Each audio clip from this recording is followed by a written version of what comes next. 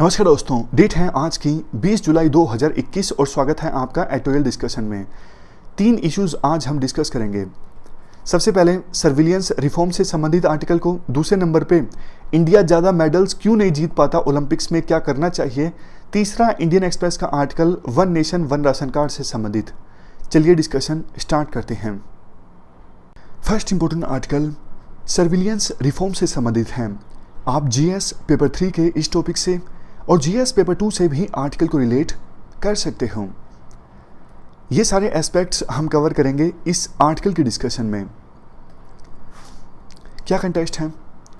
देखो, 2019 में एक रिपोर्ट सामने आई थी कि इजराइल की एक कंपनी एनएसओ ग्रुप, इस कंपनी का एक सॉफ्टवेयर है पेगासस। पेगासस देखो, ये एक स्पाईवेयर है। स्पाईवेयर मतलब सिंपल भाषा में जासूसी करने वाला सॉफ्टवेयर। वैसे तो देखो मार्केट में बहुत सारे स्पाईवेयर मौजूद हैं जो आपका फ़ोन हैक कर सकते हैं, आपके फ़ोन के थ्रू आपकी जासूसी कर सकते हैं, लेकिन पेगासस बहुत ज़्यादा इफ़ेक्टिव है काफ़ी सारे रीजंस के कारण। एक तो काफ़ी आसानी से ये जो पेगासस स्पाईवेयर है ये दूसरों के फ़ोन में इंस्टॉल हो जाता है। जैसे इवन मिस कॉल के थ्रू जिसका फ़ोन हैक करना है उसको एक मिस कॉल की जाती है और फ़ोन जो है वो हैक हो जाता है। मतलब टारगेट पर्सन के फ़ोन में ये स्पाईवेयर जो है वो अपने आप इंस्टॉल हो जाता है, और एक बार स्पाईवेयर इंस्टॉल हो गया तो इवन मिस कॉल संबंधित जो डिकोड है वो भी डिलीट कर दिया जाता है कि यूज़र को बिल्कुल पता ही ना लगे कि कोई मिस कॉल आई थी और उस मिस कॉल के थ्रू फ़ोन जो है वो हैक हो चुका है, स्पाईवेयर इंस्टॉल हो चुका है। मतलब बहुत सारी ऐसी चीज़ें हैं जो इस पेगासस स्पाईवेयर को बाकी स्पाईवेयर्स के मुकाबले में ज़्यादा इफ़ेक्टिव बनाती हैं। इस स्पाईवेयर की सहायता से ना सिर्फ फ़ोन की सारी डिटेल्स प्राप्त की जा सकती हैं, बल्कि जिसके पास ये फ़ोन है उस फ़ोन में कैमरा होता है तो कैमरे में सामने क्या दिख रहा है वो भी एक्सेस किया जा सकता है। फ़ोन में माइक्रोफोन होता है तो जहाँ पे फ़ोन रखा है उसके आसपास क्या बातचीत हो रही है वो भी सुना जा सकता है। तो काफ़ी इफ़ेक्टिव ये सॉफ्टवेयर है। कुल मिला के इफ़ेक्टिव है, इसलिए काफ़ी महंगा भी है, बहुत एक्सपेंसिव है। मिलियन ऑफ डॉलर्स की कीमत चुकानी पड़ती है उस एजेंसी को जो इस सॉफ्टवेयर का इस्तेमाल करना चाहता है। और वैसे देखो, एनएसओ ग्रुप जो इजराइल की कंपनी है वो ये बोलती है कि हम ये सॉफ्टवेयर देते हैं सिर्फ और सिर्फ विभिन्न देशों की गवर्नमेंट्स को या फिर विभिन्न देशों की गवर्नमेंट्स की एजेंसीज को, ताकि विभिन्न गवर्नमेंट्स क्राइम और टेररिज्म के अगेंस्ट लड़ सकें। अगर हम ये सॉफ्टवेयर किसी सरकार को देते हैं तो हमें नहीं पता सरकार उस सॉफ्टवेयर का किसके अगेंस्ट इस्तेमाल करती है, और ना ही हमारे पास टारगेट यूजर्स का डेटा होता है। मतलब जिनका फ़ोन हैक किया गया है उनका डेटा हमारे पास नहीं होता है। तो ये बोलना है इजराइल की एनएसओ कंपनी का। देखो, 2019 में रिपोर्ट ये आई थी कि भारत सरकार ने भी इस सॉफ्टवेयर की सहायता से कुछ जर्नलिस्ट और ह्यूमन राइट्स एक्टिविस्ट का जो फ़ोन है वो हैक किया, मतलब उन पर जासूसी की। ये 2019 की बात है। अब क्या हुआ है, अब फिर से क्यों ये जो सॉफ्टवेयर है वो सुर्खियों में आया है? देखो, पेरिस बेस्ड एक मीडिया नॉन प्रॉफिट ऑर्गेनाइजेशन है फॉरबिडन स्टोरीज। फॉरबिडन स्टोरीज और एमनेस्टी इंटरनेशनल जो कि एक इंटरनेशनल एनजीओ है, दोनों को ना एक डेटाबेस हाथ लगा जो लीक्ड डेटाबेस हाथ लगा जिसमें डिटेल्स थी उन लोगों की जिनका फ़ोन हैक किया गया था इस स्पाईवेयर की सहायता से। तो इन ऑर्गेनाइजेशंस ने वाशिंगटन पोस्ट, गार्डियन जो यूके की न्यूज़ एजेंसी है, न्यूज़ ऑर्गेनाइजेशन है, इनसे कॉन्टैक्ट किया और इनको बोला कि देखो हमारे पास डेटा है उन लोगों का जिनका फ़ोन हैक किया गया था इस सॉफ्टवेयर की सहायता से, तो क्यों ना हम मिलके रिपोर्ट्स पब्लिश करते हैं आपके न्यूज़पेपर्स में और पूरी दुनिया को बताते हैं। तो ये सारे मिलके ना एक प्रोजेक्ट इन्होंने लॉन्च किया, प्रोजेक्ट पेगासस, जिसमें ये बता रहे हैं कि कौन कौन से देश क्लाइंट थे इस सॉफ्टवेयर को इस्तेमाल करने के लिए। मतलब कौन कौन से देशों की सरकारों ने इस सॉफ्टवेयर का इस्तेमाल किया कुछ यूजर्स पर सर्विलेंस रखने के लिए, और कौन कौन से यूजर्स पर सर्विलेंस रखी गई। सारी डिटेल्स अब ये प्रोजेक्ट पेगासस के अंदर ये ऑर्गेनाइजेशंस दे रही हैं। हम इसलिए डिस्कस कर रहे हैं क्योंकि इंडिया का भी नाम है उन देशों की लिस्ट में जिन्होंने इस सॉफ्टवेयर का इस्तेमाल किया। और यूजर्स की लिस्ट को अगर आप एक्सेस करोगे तो राहुल गांधी, प्रशांत किशोर, कुछ यूनियन मिनिस्टर्स और कई सारे न्यूज़पेपर्स और न्यूज़ चैनल्स के पत्रकार, मतलब बहुत सारे इंडियन यूजर्स हैं जिनको टारगेट किया गया। अब देखो यहाँ पे 2-3 चीज़ें हैं। इससे पहले कि हम आगे बढ़ें, सरकार कहती है हमें कोई जानकारी नहीं है इस सॉफ्टवेयर को इस्तेमाल करने की, मतलब डायरेक्टली उन्होंने माना नहीं है और ना ही डायरेक्टली उन्होंने इनकार किया है। सरकार ये भी कहती है पार्लियामेंट के सेशन से ठीक पहले इस कंट्रोवर्सी का जनरेट होना कहीं ना कहीं साजिश को बताता है। सरकार ये भी कहती है, इवन एनएसओ ग्रुप का ये कहना है कि कुछ तो ऐसे देशों के नाम है क्लाइंट की लिस्ट में जिनको हमने सॉफ्टवेयर दिया ही नहीं। मतलब ये जो प्रोजेक्ट पेगासस है इन इंटरनेशनल न्यूज़ ऑर्गेनाइजेशंस का, इसमें काफ़ी सारी गलत डेटा है, क्योंकि एनएसओ ग्रुप कह रहा है कि नहीं, डेटा सच नहीं है सारा। कुछ देश तो ऐसे हैं जिन्होंने हमारे इस सॉफ्टवेयर का इस्तेमाल नहीं किया, फिर भी नाम है इस लिस्ट में।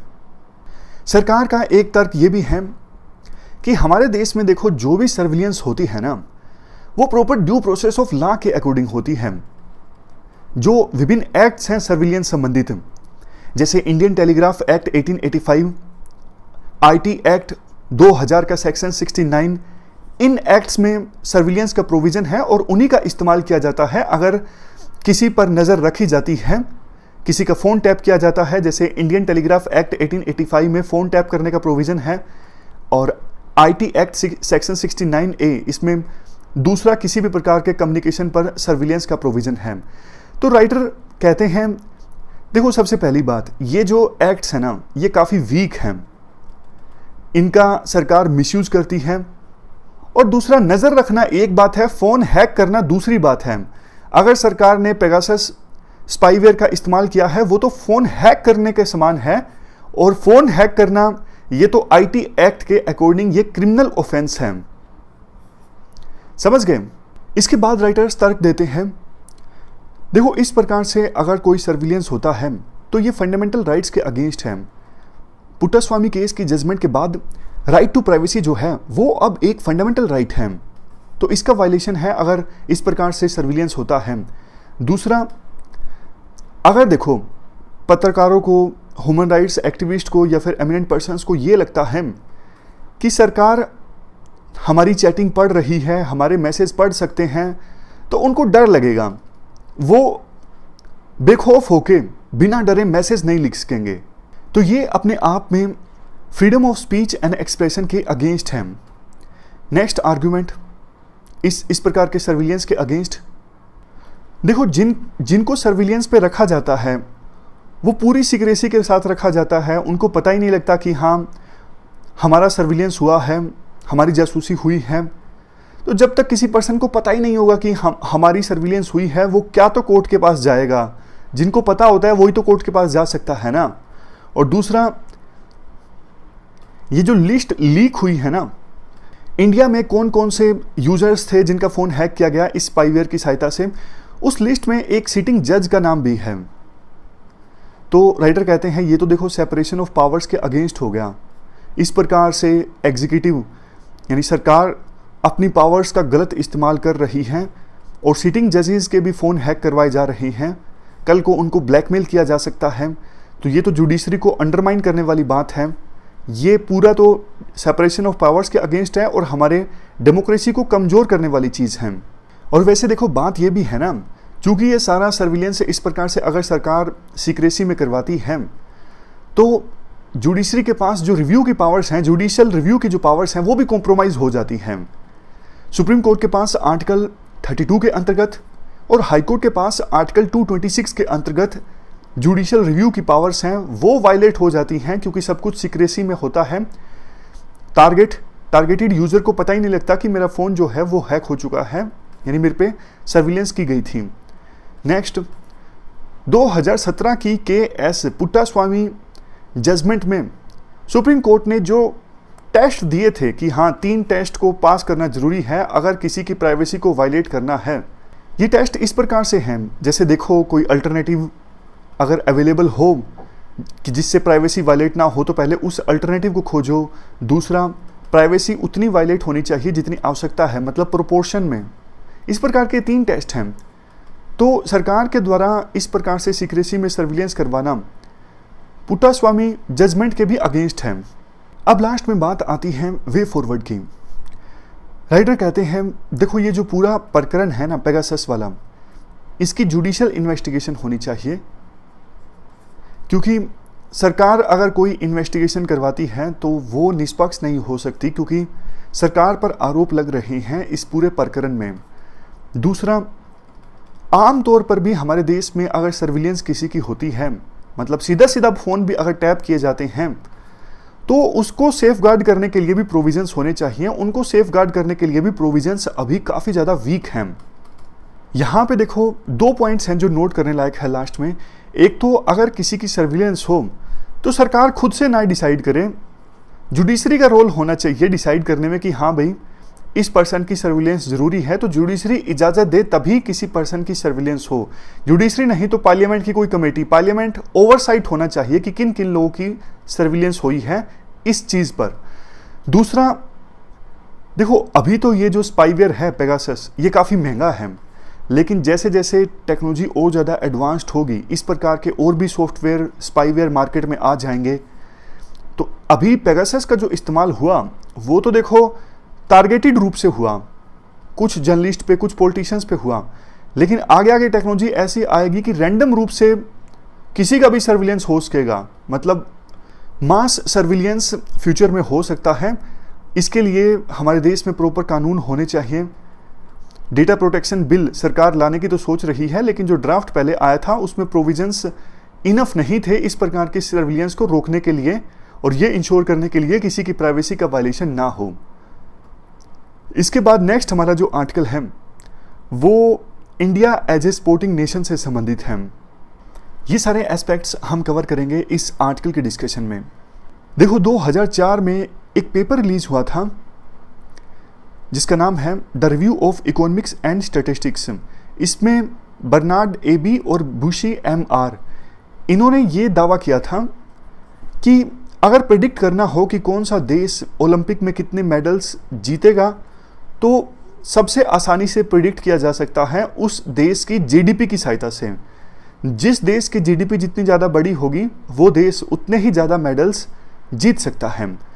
और होस्ट कंट्री को चूंकि एडवांटेज होता है, होस्ट कंट्री के मेडल्स जीतने की जो संभावना है वो ज़्यादा होती है, मतलब एडिशनल 1.8% मेडल्स जीते जा सकते हैं होस्ट कंट्री के द्वारा।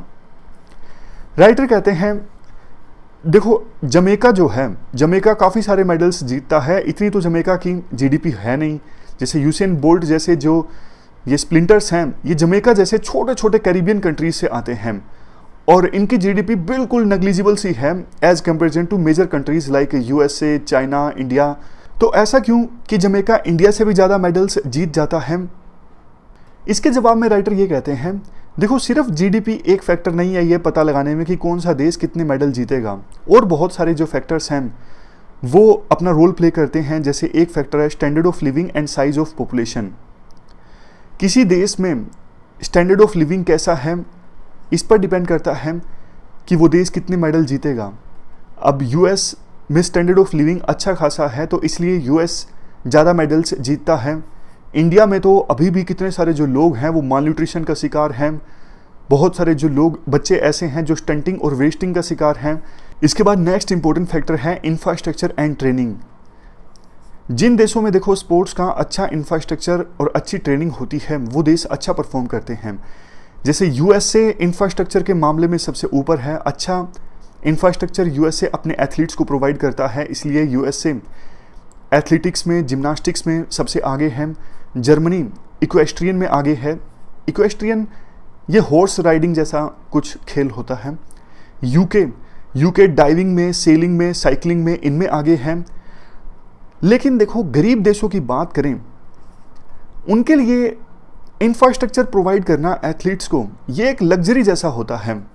मतलब जिस देश में इतने लोग डेली भूखे सोते हों, वो अगर बहुत ज़्यादा स्पोर्ट्स पे खर्चा करता है तो हमेशा एक डायलेमा रहता है कि हमारी प्रायोरिटी क्या होनी चाहिए, फिलहाल भूखमरी ख़त्म करना या फिर स्पोर्ट्स पे खर्च करना। दोनों के बीच में बैलेंस इस्टेब्लिश करने में काफ़ी दिक्कत आती है। नेक्स्ट, जेनेटिक फैक्टर्स ये भी डिटरमाइन करते हैं कौन सा देश कितना मेडल जीतेगा। जैसे देखो यूएस, ऑस्ट्रेलिया, नीदरलैंड, ये स्विमिंग में पावर हाउसेस हैं, मतलब सबसे ज़्यादा मेडल्स इन्हीं देशों के द्वारा जीते जाते हैं स्विमिंग में। लेकिन चाइना के जो स्पोर्ट्स पर्सन्स हैं वो ज़्यादा स्विमिंग में मेडल नहीं जीतते। क्यों? क्योंकि यूएस, ऑस्ट्रेलिया, इन देशों के लोगों की जो हाइट है वो कंपैरेटिवली ज़्यादा होती है और चाइना के लोगों की जो हाइट है वो कंपैरेटिवली कम होती है। तो एडवांटेज है यूएस, ऑस्ट्रेलिया और नीदरलैंड के स्पोर्ट्स पर्सन्स को स्विमिंग में, जबकि चाइना के स्पोर्ट्स पर्सन को थोड़ा डिसएडवांटेज है हाइट कम होने की वजह से। लेकिन इसके जवाब में चाइना के जो स्पोर्ट्स पर्सन्स हैं वो शूटिंग में अच्छा परफॉर्म करते हैं, जिम्नास्टिक्स में अच्छा परफॉर्म करते हैं। फिजिक की वजह से रशिया, ईस्ट यूरोपियन नेशंस और सेंट्रल एशिया के जो स्पोर्ट्स पर्सन्स हैं वो बॉक्सिंग में, वेट लिफ्टिंग में, इनमें ज़्यादा मेडल जीतते हैं। तो कहने का मतलब ये है, ये तो हमने एग्जाम्पल डिस्कस किए, कि जेनेटिक फैक्टर्स जो हैं वो भी रोल प्ले करते हैं कि कौन सा देश कितना मेडल जीतेगा, किस स्पोर्ट में, कौन से खेल में। अगर देखो और कुछ फैक्टर्स की बात करें, हमारा देश ओलंपिक में ज़्यादा मेडल्स नहीं जीतता। सबसे पहला है लैक ऑफ स्पोर्ट कल्चर। हमारे देश में ना स्पोर्ट कल्चर नहीं है। फेमस कहावत है, आपने जो सुनी होगी, पढ़ोगे लिखोगे तो बनोगे नवाब, खेलोगे कूदोगे तो होगे खराब।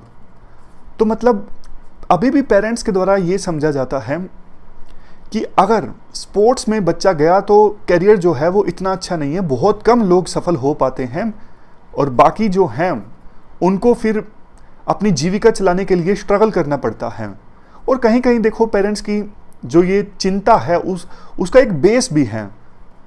मतलब जो एथलीट्स, जो स्पोर्ट्स पर्सन सफल हो गए वो तो ठीक है, वो तो विराट कोहली टाइप खूब पैसे कमाएंगे, लेकिन जो स्टेट खेले, जो नेशनल लेवल पे खेले, उनका कुछ खास बन नहीं पाता। उनको फिर बाद में अपनी जीविका चलाने के लिए संघर्ष करना पड़ता है और इसीलिए पेरेंट्स को डर लगता है। या तो सरकार इनफ प्रोविजन करे, ऐसा कल्चर हमारे देश में डेवलप हो, नेशनल और स्टेट लेवल पे जो स्पोर्ट्स पर्सन्स खेलते हैं उनका भी ठीक ठाक घर चल जाए डिग्निटी से। इसके बाद नेक्स्ट है, सरकार काफ़ी कम खर्चा करती है स्पोर्ट्स पर। इंफ्रास्ट्रक्चर हमारे देश में स्पोर्ट्स के लिए काफ़ी ज़्यादा वीक है और थोड़ा बहुत जो है उसमें भी काफ़ी ज़्यादा करप्शन होता है। मतलब कुछ ही ऐसे जो फेमस एथलीट्स होते हैं ना, उन पे सरकार ज़्यादा खर्च करती है और वो एथलीट्स जिनमें पोटेंशियल होता है, मतलब अभी तक उन्होंने कुछ किया नहीं है लेकिन पोटेंशियल काफ़ी ज़्यादा है, नाम बड़ा नहीं है लेकिन बड़ा हो सकता है अगर प्रॉपर स्पोर्ट प्रोवाइड किए जाए। लेकिन ऐसे स्पोर्ट्स पर्सन्स को स्पोर्ट मिलती नहीं है, जिनका नाम है उन्हीं को स्पोर्ट मिलती है सरकार से। ये भी एक दिक्कत है। एक देखो इंडिया की दिक्कत ये भी है जिसकी वजह से ज़्यादा मेडल इंडिया नहीं जीत पाता। इंडिया ना कई सारे स्पोर्ट्स में अच्छा है, ज़्यादा स्पोर्ट्स में इंडिया अच्छा है, लेकिन इतना भी अच्छा नहीं है कि मेडल जीत सके। मैं आपको एग्जांपल देता हूं। जैसे देखो दो देश हैं, ए और बी। ए देश तो ऐसा है जो 20 स्पोर्ट्स में अच्छा है, लेकिन इतना अच्छा नहीं है कि उसके स्पोर्ट्स पर्सन्स 1, 2, 3 पोजीशन पे आए। इतना अच्छा है कि चौथा, पांचवा, छठा इस पोजीशंस पे आ जाएं। लेकिन दूसरा देश है बी। इस बी देश के स्पोर्ट्स पर्सन सिर्फ 4 स्पोर्ट्स में अच्छे हैं, बाकी 16 में तो बिल्कुल ही अच्छे नहीं है। 18वीं, 19वीं, 20वीं, 25वीं पोजीशन आती है। लेकिन जिन 4 स्पोर्ट्स में अच्छे हैं ना, वो इतने अच्छे हैं कि हाँ मेडल जीत जाते हैं, 1, 2, 3 पोजीशन पे आ जाते हैं। तो ये इंडिया के साथ दिक्कत है। इंडिया के स्पोर्ट्स पर्सन्स कई सारे स्पोर्ट्स में अच्छे हैं लेकिन इतने अच्छे नहीं है कि 1, 2, 3 पोजीशन पे आ जाएं। नेक्स्ट फैक्टर, हमारे देश में स्पोर्ट्स का पॉलिटिसाइजेशन भी काफ़ी होता है। ये स्पोर्ट्स के जो बॉडीज़ हैं ना, जैसे all India tennis federation, all India badminton federation, हर एक फेडरेशन में आपको पॉलिटिशियंस बैठे मिलेंगे। तो ये हमने कुछ रीजंस डिस्कस किए जिसकी वजह से इंडिया मेडल नहीं जीत पाता। देखो वैसे शुरुआत में इंडिया अच्छा था स्पोर्ट्स में। जब ब्रिटिशर्स हमारे देश में रूल कर रहे थे ना, तो उस समय इंडिया स्पोर्ट्स में ठीक ठाक था बाकी डेवलपिंग कंट्रीज़ के कंपैरिजन में। जैसे कलकत्ता फुटबॉल लीग जो है, ये सबसे पुरानी फुटबॉल लीग है एशिया में। डूरंट कप फुटबॉल का टूर्नामेंट है, ये एशिया का ओल्डेस्ट कप है, फुटबॉल की हम बात कर रहे हैं। तो उस समय 1950s में, 1960s में इंडिया अच्छा परफॉर्म करता था स्पोर्ट्स में। इतना भी अच्छा नहीं, दूसरे डेवलपिंग कंट्रीज़ के मुकाबले में अच्छा परफॉर्म करता था। लेकिन 1970s के बाद से इंडिया की पोजीशन जो है वो ख़राब होना स्टार्ट हो गई। अब करना क्या चाहिए ये इंश्योर करने के लिए इंडिया ज़्यादा मेडल जीते? देखो कुछ स्पोर्ट्स में हमारे स्पोर्ट्स पर्सन्स अच्छा परफॉर्म कर रहे हैं, जैसे shooting, boxing, wrestling, gymnastics, badminton. तो इन खेलों पे ज़्यादा ध्यान देना चाहिए। नेक्स्ट, इंडिया की स्पोर्ट्स पॉलिसी में आप स्टेट्स को भी इंटीग्रेट करो, हमारे देश में स्पोर्ट्स कल्चर डेवलप करो। इसके अलावा वन स्टेट वन स्पोर्ट का कंसेप्ट अपनाया जा सकता है, मतलब एक स्टेट में एक स्पोर्ट का इंफ्रास्ट्रक्चर है वो वर्ल्ड क्लास हो। और देखो ये तय कैसे किया जाए कि कौन से स्टेट में कौन से स्पोर्ट का इंफ्रास्ट्रक्चर इस्टेब्लिश हो, वो देखो डाइट के हिसाब से, कल्चर के हिसाब से हो सकता है। जैसे हरियाणा में बॉक्सिंग, रेसलिंग इनका कल्चर ज़्यादा है, तो खाने की हैबिट्स और दूसरे कल्चर से ये पता लग सकता है। जैसे केरला में जो बोट रेस है वो ज़्यादा चलती है, वहाँ पे साउथ इंडिया में जो स्विमर्स हैं वो ज़्यादा आते हैं। तो कल्चर के हिसाब से, डाइट्स के हिसाब से ये तय किया जा सकता है कौन से स्टेट को कौन से स्पोर्ट का जिम्मा दिया जाए, और शुरुआत से ही बच्चों को तैयार करना स्टार्ट किया जाए। अगर देखो लेट कोई बच्चा डिसाइड करता है ना कि मुझे स्पोर्ट्स में जाना है, तब तक काफ़ी देर हो चुकी होती है। छोटे एज से ही जब बच्चों को ग्रूम करना स्टार्ट किया जाता है तो वो बच्चा काफ़ी आगे निकलता है। ये कुछ जनरल पॉइंट्स हैं, जैसे ब्यूरोक्रेटिक और पॉलिटिकल इंटरफेरेंस को दूर किया जाए, स्पोर्ट्स पर्सन्स को डाइटरी सप्लीमेंट्स प्रोवाइड किए जाएं, स्पेशलिस्ट स्पोर्ट्स डॉक्टर्स की सर्विस प्रोवाइड की जाए सरकार के द्वारा, टॉप लेवल के फॉरेन कोचेज़ की सर्विस प्रोवाइड की जाए, डोपिंग के जो केसेस आते हैं उस पर लगाम लगाई जाए अवेयरनेस फैला के और डेटरेंस क्रिएट करके। एक मॉनिटरिंग सिस्टम भी होना चाहिए कि हाँ इतना पैसा खर्च किया, फॉरेन कोच की सर्विस दी, फिर भी रिजल्ट क्यों नहीं आया। ऐसा नहीं कि हाँ पैसा खर्च कर दिया, उसका कोई रिजल्ट आ रहा है या नहीं आ रहा है, कोई जवाबदेही नहीं है, ऐसा नहीं होना चाहिए। लास्ट में कंक्लूजन में कहा जाता है, देखो इंडिया की ओलंपिक में बेस्ट जो परफॉर्मेंस थी ना वो लंदन 2012 में थी। उस समय इंडिया ने 2 सिल्वर मेडल जीते थे, 4 ब्रॉन्ज मेडल जीते थे। इंडिया की रैंक थी 56। रियो ओलंपिक में यानी पिछले ओलंपिक्स में इंडिया की रैंक थी 67 और हमने सिर्फ 2 मेडल जीते थे, 1 सिल्वर 1 ब्रोंज। अभी हमने सबसे ज़्यादा स्पोर्ट्स पर्सन्स भेजे हैं किसी भी ओलंपिक में पार्टिसिपेट करने के लिए, तो उम्मीद तो है, देखते हैं रिजल्ट क्या निकलेगा। इसके बाद नेक्स्ट जो आर्टिकल है इंडियन एक्सप्रेस का, ये one nation one ration card से संबंधित है। ये एस्पेक्ट्स हम कवर करेंगे इस आर्टिकल के डिस्कशन में। देखो पहले नेशनल फूड सिक्योरिटी एक्ट में क्या होता था, जो बेनिफिशरीज हैं उनका राशन कार्ड बना होता था और बेनिफिशरी को एक दुकान यानी फेयर प्राइस शॉप जो है उसमें टैग कर दिया जाता था कि आपको अपना जो कोटा है राशन का नेशनल फूड सिक्योरिटी एक्ट के तहत, जैसे 5 किलोग्राम वीट, वो आपको इस दुकान पे जाके लेना है।